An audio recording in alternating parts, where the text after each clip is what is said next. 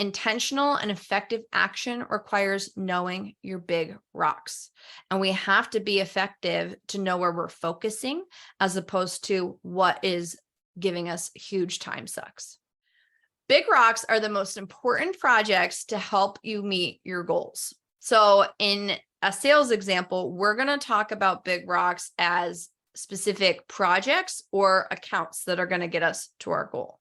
It can come from prospecting or making sure we're growing our new accounts or going out and finding new customers. It can come from existing accounts potentially. This is where we need to take the time and plan and see what is our customer's business model. Is there other revenue streams we could find in their business to help us make up that 400K?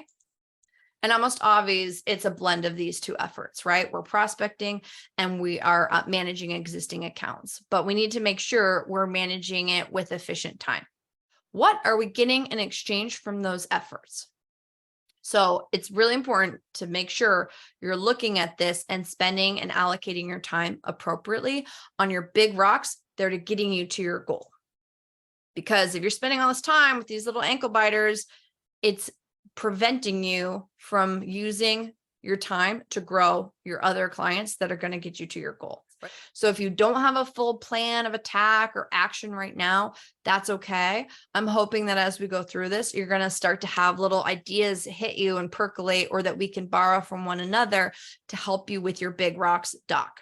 So start to think how you can manage your time effectively to get to your goals.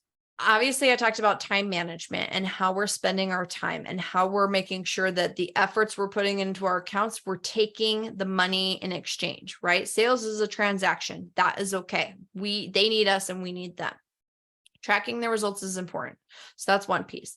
Second piece is to make sure that would we do it again, right? If you go to this trade show every year and you don't get any sales out of it, or you get leads, but they're not the right leads, maybe you don't do that trade show again. Or maybe you have a different approach to how you're going to execute that show, right? You have to start to measure the results, because that's going to help with your intention planning and where you continue to pivot to. If you can start to prove results, not only are going to be more valuable to your organization, more supportive and helpful to your boss or the people that you work for, and you're going to be able to make sure you're using the most effective use of your time.